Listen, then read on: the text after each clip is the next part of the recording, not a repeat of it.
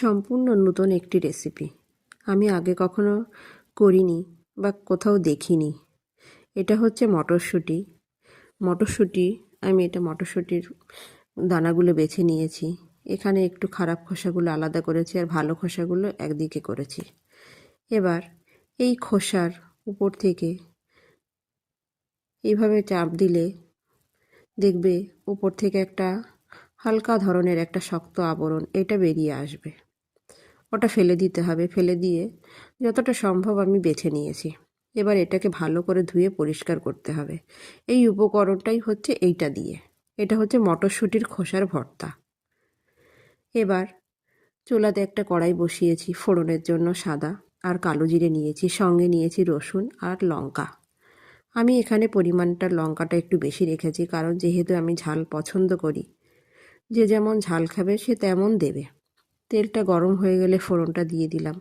ফোড়নটা হয়ে গেলে এবার রসুনটাও দিয়ে দিলাম। রসুনটাও হয়ে গেলে লঙ্কাটা দিয়ে দিলাম। লঙ্কা দিয়ে নাড়াচাড়া করে কিছুক্ষণ ভাজা পর আমি দিয়ে দেব লবণ আর হলুদ। লবণ আর হলুদ যে কোনো ভর্তাতে তেলের মধ্যে দিলে আলাদা একটা গন্ধ থাকে। যেটা দিয়ে ভর্তা করবে তার আগে যদি লবণ আর হলুদটা দাও তাহলে খুব ভালো হয়, কারণ পরে দিলে সবজির ভেতরে একটা হালকা গন্ধ থাকে হলুদের, যতই ভাজো। তাই আমি যতটা সম্ভব তেলের মধ্যে দেওয়ার চেষ্টা করি। এবার আমি মটরশুঁটির খোসাগুলো দিয়েও ভালো করে ভেজে নেব। সাধারণত যেমন আমরা ভর্তা করি যে জিনিসগুলো দিয়েই করি, সেটা ভাজি করে যেমন তেমন করি। এবার আমার ভাজিটা হয়ে গেছে। এটা আমি ঠান্ডা করে মিক্সচারে বাটবো। আমি ঠান্ডার দিনে শিলপাটা ব্যবহার করিনি, আমি মিক্সচারে বেটেছি। কেউ চাইলে শিলপাটাতেও ব্যবহার করতে পারে। মিক্সচারে আমার পেস্ট হয়ে গেছে। আমি এটা গরম গরম ভাতের সঙ্গে দিয়ে দেব। পাশে আমার মাছ ভাজা ছিল, তাই আমি মাছ ভাজাটাও দিয়েছি।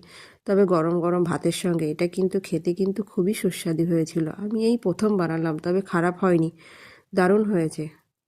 এইভাবে বানিয়ে খেলে আমি বলতে পারবো খারাপ লাগবে না। আমার রান্না যদি ভালো লেগে থাকে তাহলে একটা লাইক, কমেন্ট, শেয়ার করবেন।